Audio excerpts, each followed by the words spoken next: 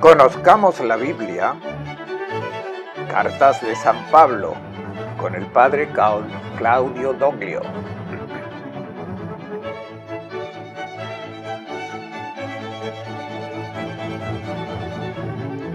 Carta a los Efesios.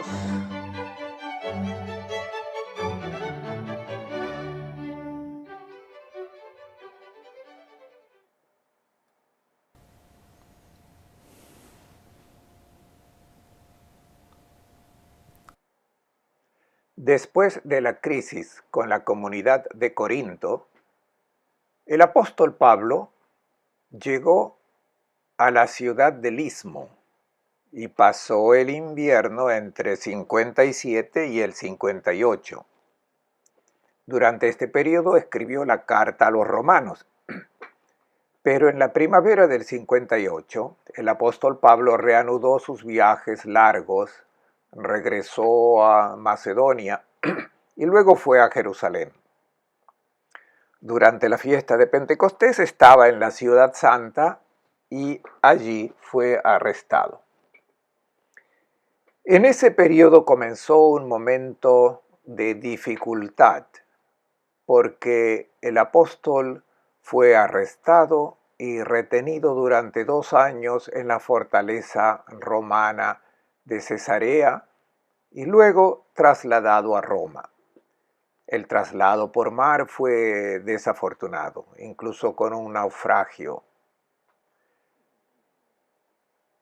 El apóstol y sus compañeros de navegación se refugiaron en la isla de Malta, donde pasaron el invierno, y finalmente en la primavera del 61 llegaron a Roma.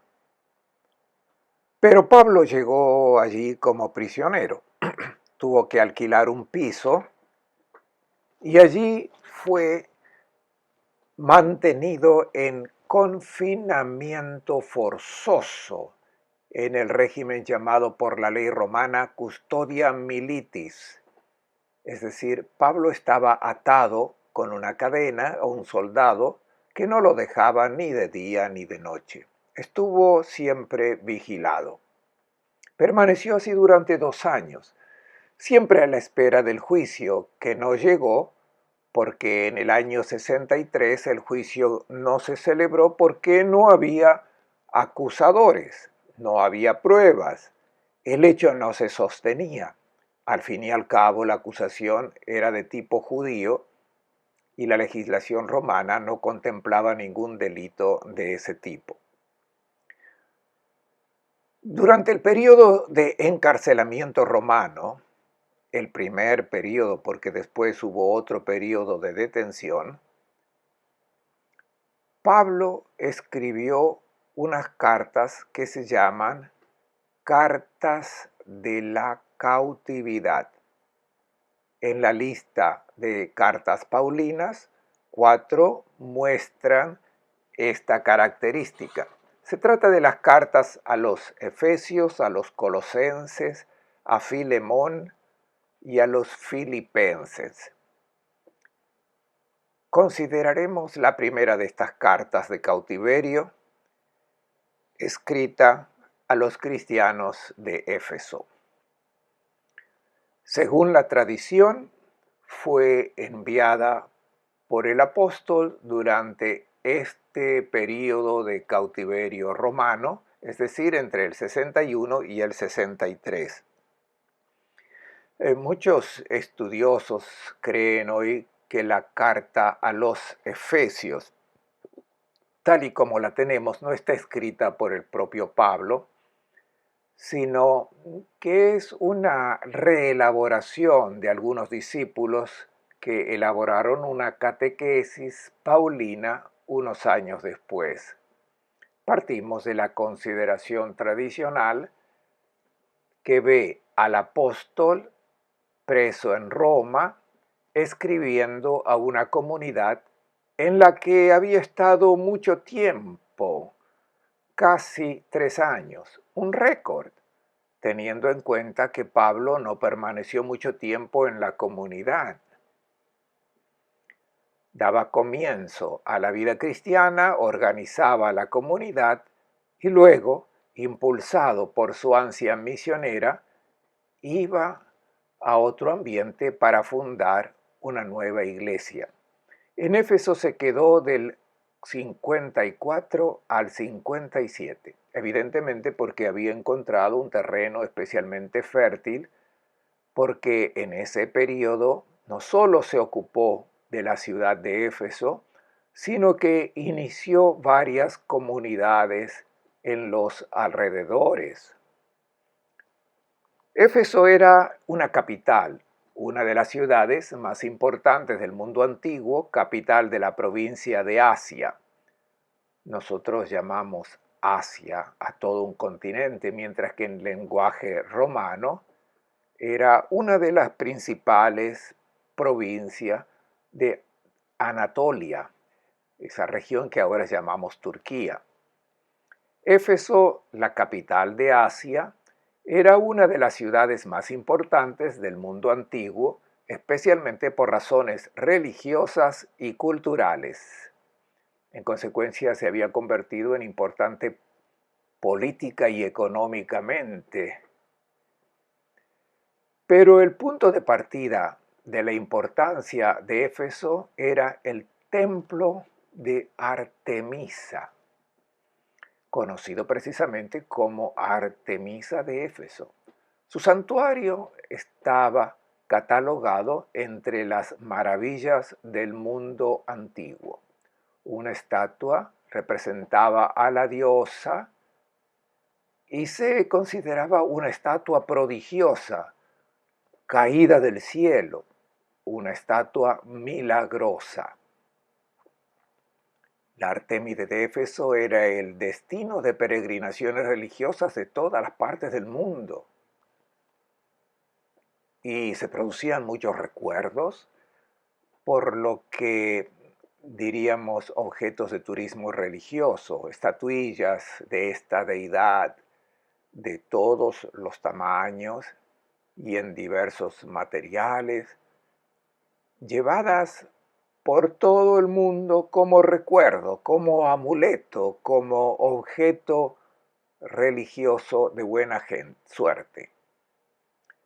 La veneración de Artemisa no era simplemente un culto pagano, era también una expresión de una mentalidad religiosa y filosófica, porque la Artemisa de Éfeso era de alguna manera la personificación de la naturaleza, la physis. El culto de esta diosa correspondía al culto de la naturaleza y de todas las fuerzas naturales. Por lo tanto, el cielo, la tierra, el agua, el viento, la fuerza que hace brotar la vegetación, el principio vital, toda la dinámica que rige el mundo de la naturaleza. El ambiente de Éfeso, ya desde la antigüedad clásica, ha sido un testigo del pensamiento filosófico. La filosofía griega nació en esa misma zona. Los primeros filósofos reconocidos como tales, Anaximandro, Anaxímedes, Heráclito, procedían del entorno de Éfeso y fueron testigos de una mentalidad que tenía en cuenta las fuerzas de la naturaleza. La forma de pensar de los habitantes de Éfeso era extremadamente receptiva, acogedora, disponible. Pablo había encontrado un terreno favorable para la predicación del Evangelio, pero no se había dado cuenta inmediatamente de que esta disponibilidad era básicamente demasiado fácil. Los efesios estaban dispuestos a aceptarlo todo y a insertar toda nueva figura, forma divina en su gran complejo religioso. Y así aceptaron fácilmente a Cristo, pero no como el único, sino como uno de tantos. Insertaron a Cristo con sus fuerzas, su dinámica, sus características, en el gran complejo de su reflexión natural. Uno más no crea problemas.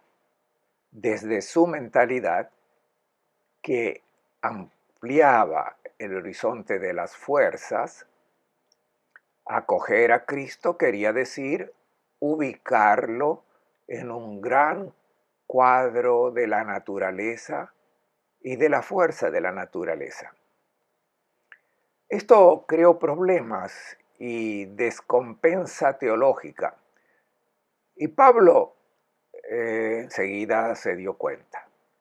Incluso cuando escribe a los Colosenses, lo hace sobre este mismo argumento y hacia la misma fecha. Pero la carta a los Efesios trata de un tratado aún más profundo que Pablo quiso escribir de forma sistemática. De hecho, una peculiaridad de esta carta que asombra a los expertos es que hay muy pocas referencias a la gente de Éfeso, a la experiencia concreta de Pablo en esa ciudad. Les decía que el apóstol vivió allí 3 años y conoció mucha gente. En otras cartas menciona nombres, recuerda episodios, envía saludos de forma muy concreta.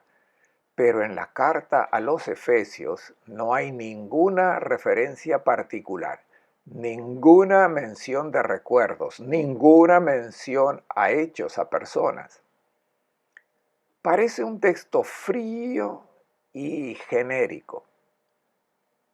Probablemente no es una carta que el apóstol escribió directamente a los Efesios, sino que podríamos definirla en nuestro lenguaje moderno como una carta encíclica, o sea, una epístola teológica sistemática enviada a muchas iglesias. Una carta circular que se dirigía simultáneamente a las distintas comunidades que vivían en el entorno, en la cercanía de Éfeso. Y por eso no pudo hacer referencias particulares, porque el mismo texto tuvo que ser leído en muchas comunidades. Quizás pudo haber notas personalizadas acompañando la carta, pero nada de eso se ha conservado. Por tanto, la carta a los Efesios es una epístola teológica enviada como carta circular a la comunidad cristiana que vivía en la zona de Éfeso. Y trata de la centralidad de Jesucristo, su papel único como Salvador y el consiguiente nacimiento de la Iglesia como cuerpo de Cristo, como realidad histórica que continúa la obra de Cristo.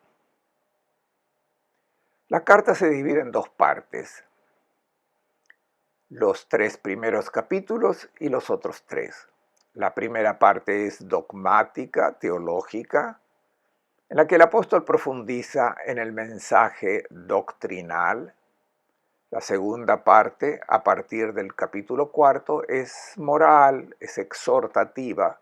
Pablo extrae las consecuencias de la doctrina y las aplica a la vida concreta de la comunidad. La primera parte, capítulos 1 al 3, incluye una primera introducción solemne en forma lírica, un poema teológico, una especie de himno en el que el apóstol celebra la obra de Dios en forma de bendición y luego retoma este mismo tratamiento lírico de forma más discursiva, subrayando de nuevo la obra de Cristo y completando el discurso con una oración de exhortación a Dios para que conceda el pleno conocimiento. Aquí también el problema es de tipo gnóstico. La gnosis es conocimiento y en el mundo griego esto es un problema fundamental porque era precisamente un ambiente gnóstico el que rodeaba el culto de la Artemisa de Éfeso. Veamos entonces el comienzo con la gran bendición, una forma litúrgica de tipo semítico, o sea, típica de la tradición judía, que comienza inmediatamente las oraciones con la forma bendito sea el Señor, Dios nuestro, Rey del universo. Bendito sea Dios, Padre de nuestro Señor Jesucristo, quien por medio de Cristo nos bendijo con toda clase de bendiciones espirituales del cielo. Notemos la insistencia en la referencia a Cristo. Todo tiene lugar dependiendo de Él, es decir, en Cristo, Dios Padre, antes de la creación del mundo, nos eligió para que por el amor fuéramos consagrados e irreprochables en su presencia, destinándonos desde el principio, esto es, antes de la creación del mundo, a ser sus hijos adoptivos por medio de Jesucristo. Al principio nos eligió en Cristo y estableció que fuéramos sus hijos por medio de Jesucristo. Todo esto en alabanza y gloria de su gracia, es decir, de su amor generoso que nos ha dado en su Hijo amado. Por Él, por medio de su sangre, obtenemos el rescate, el perdón de los pecados, o sea, de manera generosa y gratuita. Según la riqueza de su gracia, o sea, derrochó en nosotros de manera generosa, gratuita. Él ha volcado gratuitamente sobre nosotros esta gracia con toda clase de sabiduría y prudencia, dándonos a conocer el misterio de su voluntad. Aquí tenemos otra palabra importante en esta carta a los Efesios, misterio. No significa algo que no puede ser entendido, significa un plan que es superior a la inteligencia del hombre, en el sentido de que nunca habríamos llegado a conocerlo. El plan de Dios, que ha permanecido oculto durante siglos, ha sido finalmente revelado en Jesucristo. Dios ha dado a conocer el misterio, que podemos traducir como proyecto, el proyecto secreto de su voluntad, según lo que había establecido graciosamente y lo ha realizado en la plenitud de los tiempos. Este diseño implica recapitular todas las cosas en Cristo. Recapitular es un verbo técnico interesante. Saben que en la antigüedad los libros no se encuadernaban como los nuestros, sino que se escribían en tiras de pergamino de papiro, que luego se enrollaban y en el centro había un palo, un perno, que mantenía unido todo el rollo. Este bastoncito salía fuera, era el más largo que el papilo. Y en general, al terminar con una cabeza decorada. Por esta razón, en latín se llamaba capitulum, con un nombre correspondiente también al griego, es decir, un pequeño caput, testolina, pequeña cabeza. Por lo tanto, recapitular en latín y en griego significa envolver todo el libro alrededor del perno central. Recapitular todo en Cristo, anakephalaios espanton, significa reconocer que Cristo es el perno sobre el que se enrolla todo el libro del universo. Él es el centro, Él es el principio, el núcleo fundamental. Por lo tanto, el proyecto secreto de Dios que se ha realizado en la plenitud de los tiempos consiste en recapitular en Cristo todas las cosas, tanto en el cielo como en la tierra. ¿Reconocen una referencia a la mentalidad cósmica efesina? Por medio de Él, es decir, en Cristo, y tal como lo había establecido el que ejecuta todo según su libre decisión, nos había predestinado a ser herederos, no solamente centrados en Él, sino que hemos recibido una herencia desde el momento en que estaba designada desde el principio, según el plan de quien obra efectivamente de acuerdo con su voluntad. Existe un proyecto y lo realiza. Se necesitan siglos y milenios para llevar a cabo un plan, pero al final se lleva a cabo. Y el plan encuentra efectivamente su conclusión, de modo que nosotros, los que ya esperábamos en Cristo, fuéramos la alabanza de su gloria. Somos la prueba, la demostración evidente de que Él ha conseguido llevar a cabo el plan. Nosotros que hemos esperado en Cristo, por Él, por Cristo, también ustedes, al escuchar el mensaje de la verdad, la buena noticia de la salvación, creyeron en Él y fueron marcados con el sello del Espíritu Santo prometido. El sello es la señal de pertenencia. Han sido marcados con el Espíritu Santo. Ahora pertenecen a Cristo y el Espíritu Santo, que es la vida misma de Dios, ha sido entregado a ustedes. Garantía de nuestra herencia y prepara la redención del pueblo que Dios adoptó para alabanza de su gloria. El depósito ha sido pagado. El saldo vendrá a su debido tiempo.